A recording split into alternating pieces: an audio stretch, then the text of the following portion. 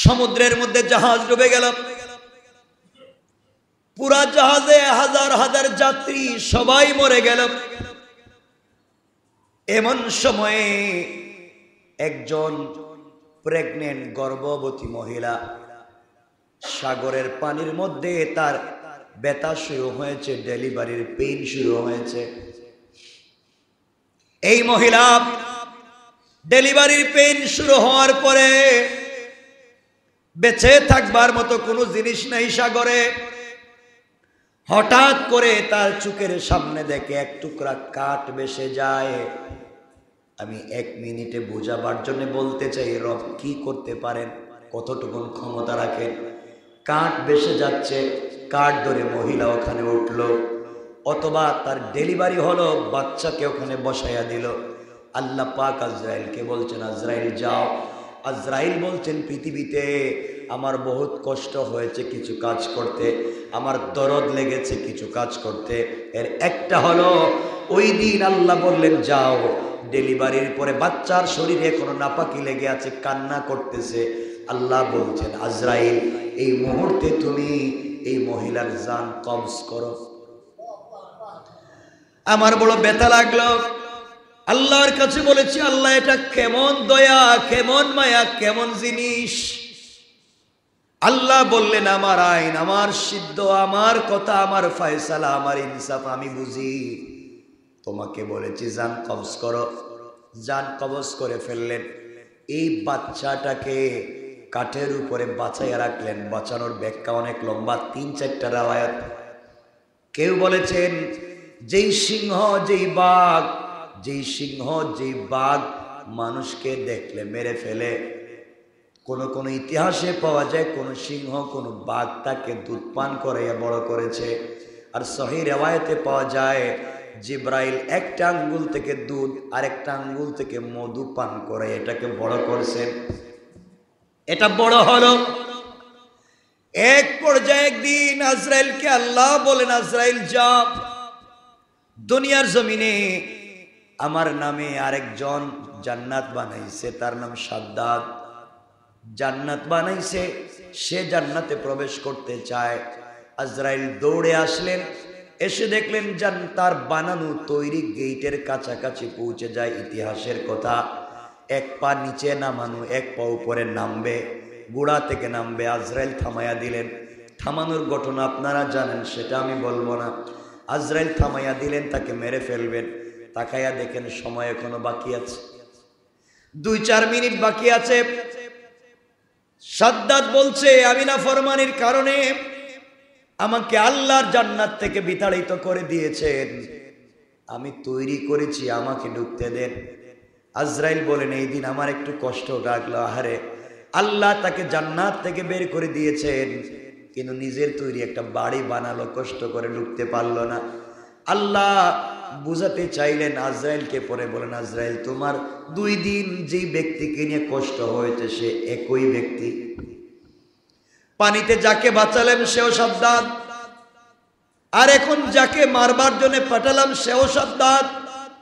আমি তোমাকে একটা জিনিস বুঝাতে চাই, পৃথিবীতে কখন কে কাকে ক্ষমতাধর মনে করে, পাওয়ারফুল মনে করে, আমি বুঝাতে চাই আমার উপরে কোনো পাওয়ার নাই, ক্ষমতা নাই। আমি যখন যাকে যে জিনিস দিয়ে ইচ্ছা আটকায় দিতে পারবো। দেখবেন শক্তিশালী মানুষ, 6 ফুট লম্বা মানুষ, বডিটা অনেক শক্ত, 100 কেজি ওজনের মানুষ, তাকে বাঁকা করা যায় না। তার চেহারার দিকে তাকালে রক্তবর্ণ আছে না নাই? দেখবেন জমিনের মধ্যে কুচটকে পড়ছে, তো আর দাঁড়াতে পারে না, আছে না নাই? রব বলে দিয়েছেন, তোমার কোনো ক্ষমতা নাই, এই পৃথিবীতে তোমার কোনো ক্ষমতা নাই বান্দা। এই জন্য আল্লাহ রব্বুল ইজ্জত ওয়াল জালাল বললেন, ইন্নাল্লাহা কাওয়িয়্যুন আজিজ। আল্লাহ বললেন তিনি শক্তিধর, পরাক্রমশালী। এই জন্য আমার বন্ধুগণ, আল্লাহ রব্বুল ইজ্জত ওয়াল জালাল যখন পয়গম্বর আরবীর কাছে এই আয়াত নাজিল করে দিলেন, আল ইয়াউমা আকমালতু লাকুম দীনাকুম, এই আয়াত নাজিল হয়ে গেল। সকল সাহাবায়ে কেরামকে আমার নবী মসজিদে নিয়ে গেলেন, মিম্বরে বসলেন, আর কথা বলতে লাগলেন। নবীজি বলতে লাগলেন, শোনো সাহাবীরা, আজ আল্লাহ রাব্বুল ইজ্জত ওয়াল জালাল কোরআনের আয়াত নাজিল করে বলেছেন ইসলাম ধর্ম পরিপূর্ণ হয়ে গিয়েছে। ইসলাম ধর্ম পরিপূর্ণ হয়ে গিয়েছে, কোরআনের সকল বিধানকে পূর্ণাঙ্গ করে দিয়েছেন। এই আয়াত যখন নাজিল হয়ে গিয়েছে, পয়গম্বরে আরবি সাহাবায়ে কেরামের সামনে কথাগুলো বলতে লাগলেন, আজ থেকে ইসলাম ধর্ম পরিপূর্ণ, কোরআনকে পরিপূর্ণ। কথাগুলো শুনবার পরে সাহাবায়ে কেরাম দাঁড়ায়া গেলেন আনন্দের আত্মীশ্বর্যে। এক একজন সাহাবী আর একজনকে জড়াইয়া ধরলেন আর আনন্দে বলতে লাগলেন, ও সাহাবীরা, ও আমার ভাইরা, আমাদের জীবদ্দশায় আল্লাহ পাক কোরআনকে পূর্ণাঙ্গ করে দিয়েছেন। আমাদের জীবদ্দশায় আল্লাহ তাআলা ইসলাম ধর্মকে পরিপূর্ণ করে দিয়েছেন। আমাদের সামনে নবীজি হাজির। নবীজির উপস্থিতিতে আল্লাহ রাব্বুল ইজ্জত ওয়াল জালাল ইসলাম ধর্মকে পরিপূর্ণ করে দিয়েছেন, কোরআনকে পরিপূর্ণ করে দিয়েছেন। এর চাইতে বড় পাওয়ার আর কিছু নাই। আল্লাহ আরো আগে বলে দিয়েছেন, রাদিয়াল্লাহু তাআলা আনহু ওয়া রাদওয়ান। আল্লাহ বলেছেন, আমি আল্লাহ ফেরেশতাদের উপরে খুশি, তারা আমার উপরে খুশি। আয়াত নাজিল হয়ে গেল। সব নাজিল হয়ে যাওয়ার পরে সাহাবায়ে কেরাম খুশি করতে লাগলেন। এমন সময় নবীজি সাল্লাল্লাহু আলাইহি ওয়াসাল্লাম মিম্বরে বসে আছেন। সাহাবায়ে কেরাম আনন্দিত, দিন পূর্ণাঙ্গ, ইসলাম পূর্ণাঙ্গ, তাওহীদ রিসালাত পূর্ণাঙ্গ, আর কোনো ত্রুটি নাই, আর কোনো কষ্ট নাই। এমন সময় কিছু সাহাবী দেখতে পান মসজিদের বাহিরে একটা গাছের গোড়ায় বসে বসে একজন মুরব্বী হুজুর দ্বারে কান্না করতেছে, হাউমাউ করে কাঁদতেছে। সাহাবায়ে কেরাম বলতে লাগলেন, ব্যাপার কি? কে কান্না করে? আজ আমাদের কান্নার দিন না, আজ আমাদের আনন্দের দিন। আজকের দিনে রাসূলের সামনে, রাসূলের জীবদ্দশায় আল্লাহ পাক দ্বীনকে পূর্ণাঙ্গ করে দিয়েছেন, ইসলাম পূর্ণাঙ্গ করে দিয়েছেন, কোরআন পূর্ণাঙ্গ করে দিয়েছেন। এর চাইতে বড় পাওয়ার আর কিছু নাই। আমরা ইতিহাসের সাক্ষী হয়ে গেলাম, আমাদের জীবদ্দশায় আল্লাহ কোরআন ইসলাম পূর্ণাঙ্গ করে দিলেন। মুরব্বী গাছের গোড়ায় বসে বসে কান্না করে কেন? সকল সাহাবায়ে কেরাম ঐক্যবদ্ধ হলেন আর দৌড়াইয়া ওই সাহাবীর কাছে গেলেন আর বলতে লাগলেন, এই লোকটার কারণে আমরা আনন্দ করতে পারি না, এই লোকটার কারণে আনন্দ প্রকাশ করতে পারি না, কান্না করে কেন? সবাই কাছে গিয়ে বললেন, বলো বলো, তুমি কান্না করো কেন? কি হয়েছে? কেনই বা তোমরা কান্না করো? কেন কেন তুমি কান্না করো? তিনি বললেন, দেখো ভাইরা, তোমরা আনন্দ উল্লাস করতেছো, তোমাদেরকে আমি বাধা দেই না। তোমরা আনন্দ করো, উল্লাস করো, যা মন চায় করো, আমি তোমাদেরকে বাধা দেই না, কিন্তু আমাকে কাঁদতে দাও।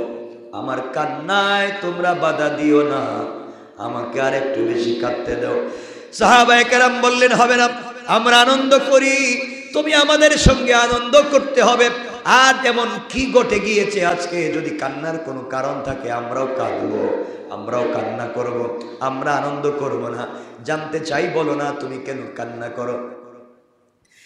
সাহাবী বলতে লাগলেন, দেখো, আমাকে কিছু বলতে যাইও না, তোমরা আনন্দ করো, আরো বেশি করো, আমাকে কান্না করতে দাও। আমার জীবন তো সুন্দর সাজানো সংসার, সুন্দর সাজানো ঘর আজ তছনছ হয়ে গিয়েছে, সব উলট পালট হয়ে গিয়েছে। এই জন্য নিজেকে সামলিয়ে রাখতে পারি না, এই জন্যে কান্না করি বলে হাউমাউ করে বাচ্চাদের মতো কাঁদতে লাগলেন।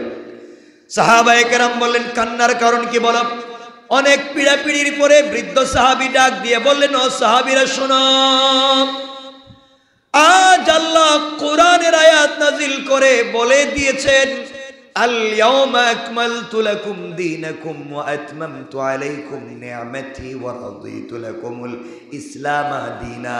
আজকের দিন ইসলাম ধর্ম পরিপূর্ণ, তিনি ইসলাম ধর্মের উপরে সন্তুষ্ট, তিনি খুশি, কোরআন পূর্ণাঙ্গ আল্লাহ জানাইয়া দিয়েছেন। এই জন্য আমি কান্না করি, তোমরা আমার কান্না বুঝবে না, তোমরা এগুলা জানো না, তোমরা তো উপরে দেখো, ভিতরের জিনিস জানো না। আমি বলতে চাই, ও ভাইরা, তোমরা শোনো, কাউকে যদি কোনো মালিক একটা ঘর বানাবার দায়িত্ব দেয়, দুনিয়ার জমিনে কোন মালিক কাউকে যদি 10 তলা বিল্ডিং বানাবার পারমিশন দেয়, কোন ইঞ্জিনিয়ারকে, কোন ডেভেলপারকে যদি একটা বাড়ি বানাবার পারমিশন দেয়, যেই দিন বাড়ি কমপ্লিট হয়ে যাবে, বাড়ির ডিজাইন কমপ্লিট, বানানো কমপ্লিট হয়ে যাবে, টাইলস করা, সিরামিক লাগানো, রং করা, বাড়িটাকে সুন্দর করে কমপ্লিট যেদিন হয়ে যাবে ওই দিন কিন্তু ডেভেলপার সে মালিকের কাছে, ইঞ্জিনিয়ার মালিকের কাছে চাবি সমঝাইয়া দিবে আর বলবে বাড়ি দিলাম, এই যে বানাইয়া দিলাম, আমাকে আমার পাওনি দেন। মালিক পাওনি দিয়া পাওনাদারকে পাওনা দিয়ে বের করে দিবে। ডেভেলপারকে বলবে আপনার এখানে কিছু নাই।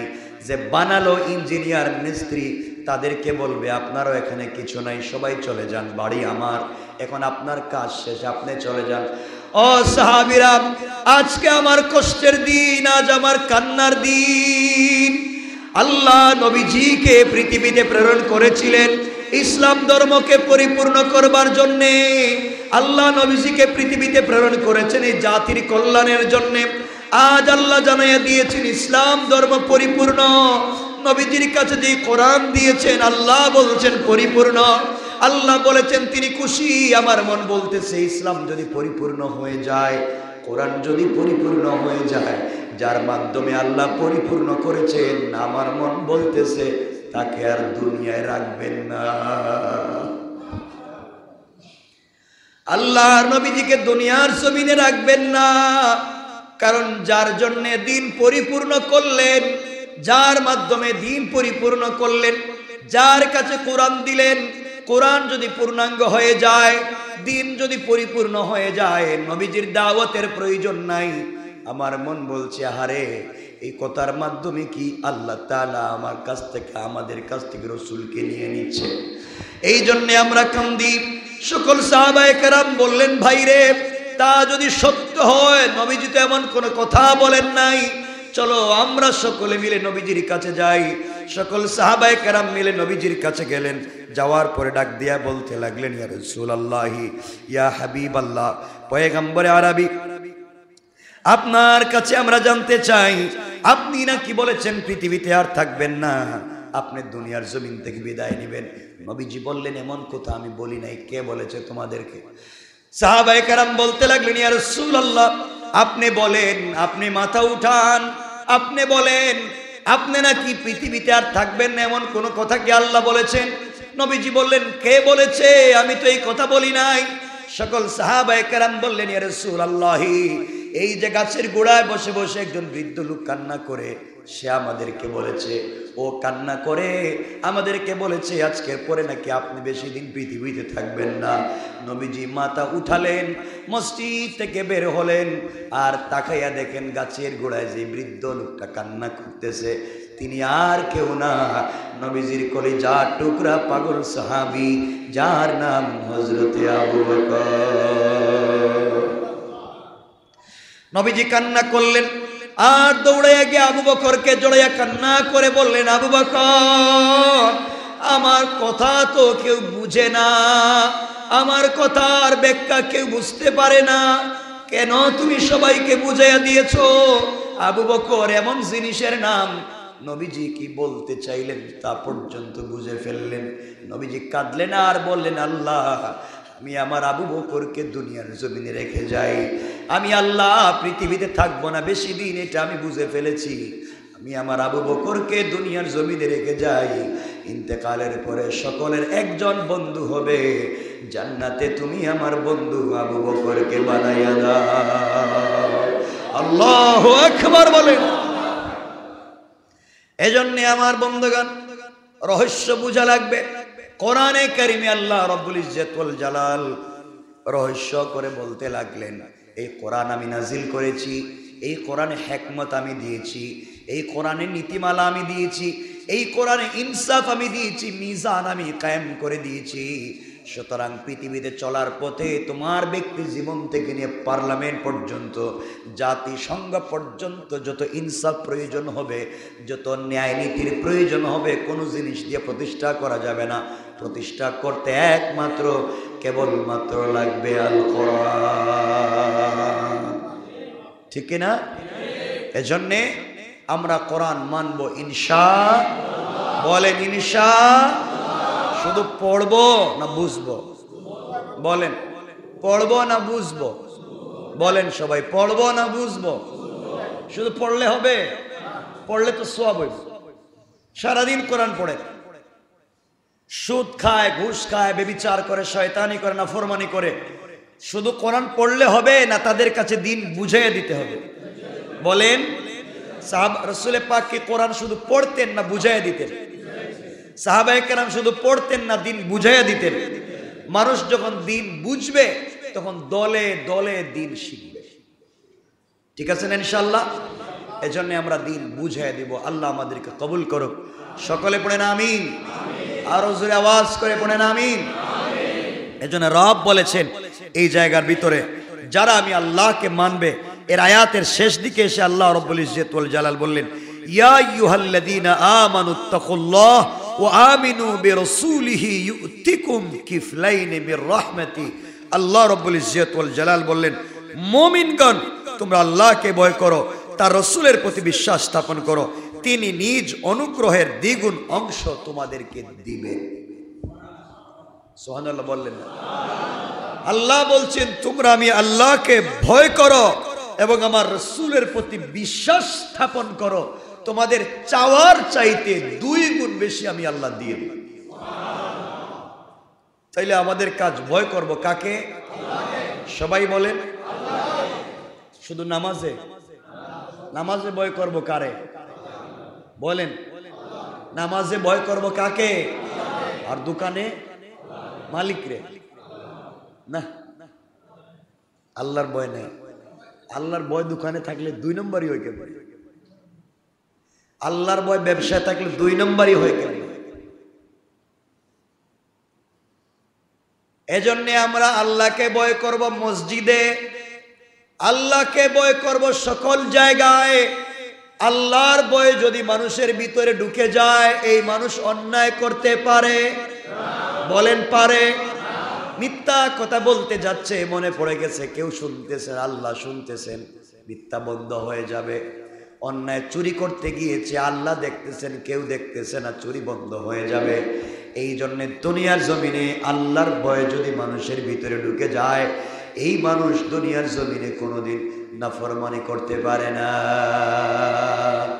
এজন্য ভয় করব কারে? সবাই বলেন, আল্লাহর ভয় যদি মানুষের ভিতরে ঢুকে যায়, আজানের পরে সে দোকানে ব্যবসা করবে না।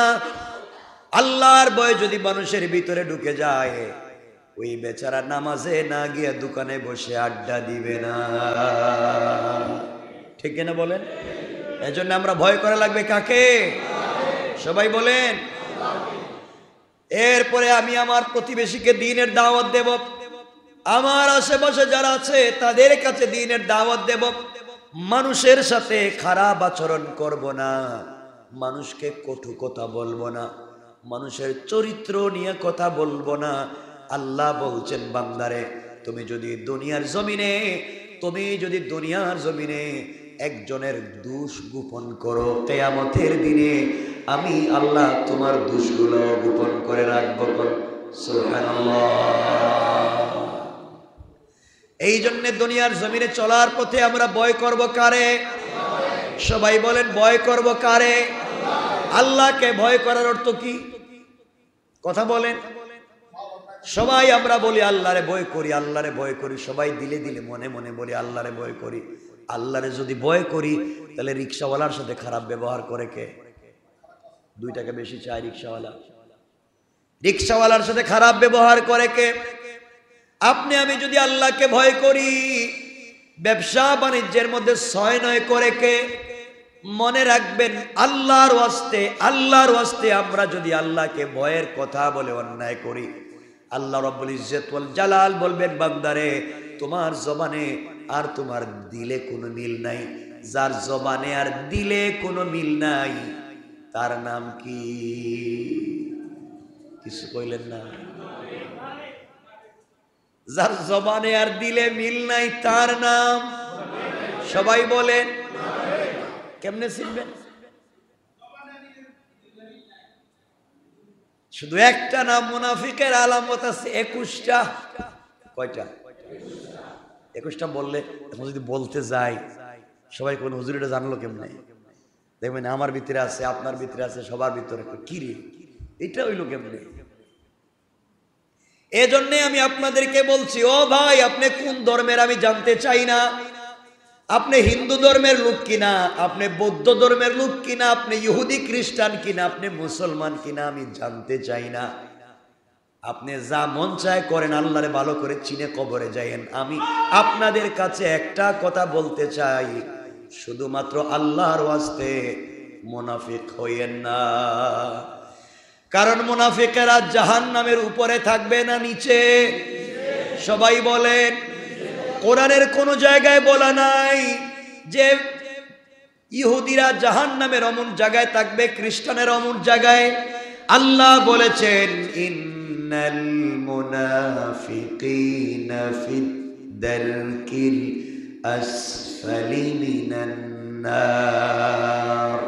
যারা মুনাফিক হয়ে যাবে তারা থাকবে জাহান্নামের আন্ডারগ্রাউন্ডে। কোন জায়গায়? কথা কন না কেন? দেখেন কত নিচে বলছেন আল্লাহ, একজন ইহুদির কথা বলেন নাই। এজন্য এই দুনিয়ার জমিনে চলার পথে আমাদের কোন জিনিসের প্রয়োজন নাই। আমরা চলার পথে একজনকে চিনবো, তিনি হলেন কে? আওয়াজ করে বলেন কে? চলার পথে একজনকে চিনবো, চলার পথে একজনকে মানবো। রব বলেছেন, ও বান্দা, দুনিয়ার জমিনে চাইলে তুমি কাউকে খুশি করতে পারবে না। দুনিয়ার জমিনে চাইলে তুমি কাউকে ভালোবাসি এই কথা বলে পূর্ণাঙ্গ ভালোবাসা প্রদর্শন করতে পারবে না বান্দা। কিন্তু গভীর রজনীতে সারাদিন শয়তানি নাফরমানি করবার পরে বান্দারে গভীর রজনীতে ঘুম থেকে উঠে আমার দেওয়া চোখ থেকে লোনা পানি ছেড়ে একবার যদি হাত উঠাইয়া ডাক দিয়া বলো, আল্লাহ, কথা দিলাম বান্দা তুমি একবার আমাকে ডাক দিবে, আর আমি আল্লাহ আর শাজিম থেকে তোমার ঘরের দরজায় হাজির হয়ে যাই। আল্লাহু আকবার। ও বান্দা, তুমি রাত্রবেলা ঘুমাও, তুমি তোমার পরিবারকে নিয়ে ঘুমাও, তুমি কত পরিকল্পনা নিয়ে ঘুমাও, কিন্তু আমি আল্লাহ রাত্রবেলা ঘুমাই না। আমি জানি বান্দা ভুল করেছে, বান্দা নাফরমানি করেছে, বান্দা ভুল পথে চলে গিয়েছে, না জানি আজরাইল তার কাছে পৌঁছে যায়। এই জন্য আমি আল্লাহ রাত্রবেলা ঘুমাই না। রাত্রবেলা বান্দার দরজার সামনে এসে ডাক দিয়ে বলি, ও আমার বান্দা, তোরে আমার হাত দিয়ে বানাইছি, জাহান্নামের আগুনে কেমনে জ্বালাবো বান্দা? উঠে যা, আয় উঠে যা, কেউ দেখবে না। তোর প্রতিবেশী ঘুমিয়ে আছে, পরিবারের সবাই ঘুমিয়ে আছে বান্দা, কেউ তোকে দেখবে না।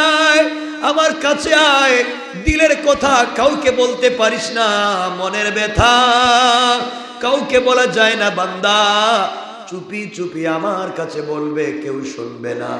আমার চাইতে তোর কাছে বড় আমানতদার আর কেউ নাই বান্দা। কথা দিলাম রে, কথা দিলাম আমার কাছে বলবে। তোর চোখের পানির দাম আমার কাছে বড় বেশি। কোন বান্দা যখন আল্লাহর কাছে চোখের পানি ছেড়ে ডাক দিয়া বলছে আল্লাহ, আল্লাহ বলছেন, বান্দা, আমার রাগ গুসা কমানো যায় না, পৃথিবীর কোন সৃষ্টি দিয়ে আমার রাগ গুসা কমানো যাবে না। বান্দা যখন আমাকে আল্লাহ বলে ডাক দে, আমার রাগ গুসা দূর হয়ে যায়। বান্দা যখন চোখের পানি ছেড়ে দেয়, তার জন্য জাহান্নাম হারাম করে আমি আল্লাহ জান্নাত ওয়াজিব করে দে। আল্লাহ রাব্বুল ইজ্জত ওয়াল জালালের পয়গম্বর রাসূল আমার আল্লাহকে বলছেন, আল্লাহ, আমার যে উম্মত ঘুমাবার আগে, রাত্রবেলা ঘুমিয়ে যাওয়ার আগে আমার উপরে দুরূদ পড়ে ঘুমিয়ে যাবে, ঘুম থেকে উঠে আমার উপরে দুরূদ পড়বে, আয় আল্লাহ তাআলা তুমি তাকে জাহান্নামের আগুনে জ্বালাইও না। আল্লাহ বললেন, ও আমার বন্ধু, আমিও কথা দিলাম, যারা তোমার উপরে রাত দিন দুরূদ পড়বে, আমি আল্লাহ কথা দিলাম কিয়ামতের দিনে তাদেরকে প্রশ্ন শুধু করব তা না, আমি আল্লাহ তাদেরকে ডেকে এনে আমার কাছে বসায়া আমার আরশে আজিমের ছায়ায় রেখে দিয়া তাদেরকে জিজ্ঞাসা করব, তারা যে জান্নাতে যেতে চায়, 8টা জান্নাতের দরওয়াজা তাদের জন্য খুলে রেখে দেব। আল্লাহু আকবার বলে। এজন্য দুরূদ শরীফ পড়বো তো ইনশাআল্লাহ, ছোট হলে পড়বো, শুধু সাল্লাল্লাহু আলাইহি ওয়াসাল্লাম। খুব বেশি সময় লাগছে। আর নবীজি বললেন, যারা আমার নাম শুনবার পরে দুরূদ শরীফ পড়ল না, আল্লাহ তাদের উপরও সন্তুষ্ট, জিবরিল আমিন তাদের উপরও সন্তুষ্ট, রাসূলও তাদের উপরও সন্তুষ্ট, তারা জান্নাতে যাবে না। এই জন্য নবীজির নাম শুনলে আমরা দুরূদ পড়ব। লম্বা হাদিস, অনেক লম্বা একটা হাদিস, তিনটা কথা নবীজি বলেছেন। একটা হলো, যারা আমার নাম শোনার পরে দুরূদ শরীফ পড়ে না, তারা দুর্ভাগা, তারা হতভাগা, তারা জাহান্নামী। আল্লাহ আমাদেরকে হেফাজত করুন। এক দুই ভাই প্রোগ্রাম থেকে আসছি, শুইছি, একজন আসছে, কোত্থেকে চিনি না, দুইজন, হুজুর আপনাকে ফোন দিলে ধরেন নাই, আপনাকে প্রশ্ন করলে উত্তর দিচ্ছেন না কেন? দেখা হইলো মাত্র আমার সাথে, মাত্র দেখা হইলো, উত্তর দিই না কেন? বললাম আপনার জুমা যদি পড়েন জুমায় থাকেন, আপনার প্রশ্নের উত্তর দিন। তো কিছু মানুষ উদ্দেশ্য প্রণোদিত ভাবেও প্রশ্ন করে, হুজুরকে আটকায় দেয়। একজন প্রশ্ন করলো, আয়সা, যেমন একজন মহিলার নাম কোন আপনি, যেই মহিলার বাপ নবী, স্বামী নবী, ছেলে নবী, দাদা নবী, দাদার দাদা নবী, তার বাপ নবী, তার চাচা নবী, এই মেয়ের নাম কি? কোন তো এর কোনো প্রশ্ন হইল? এগুলা দিয়ে তার কোনো দরকার আছে?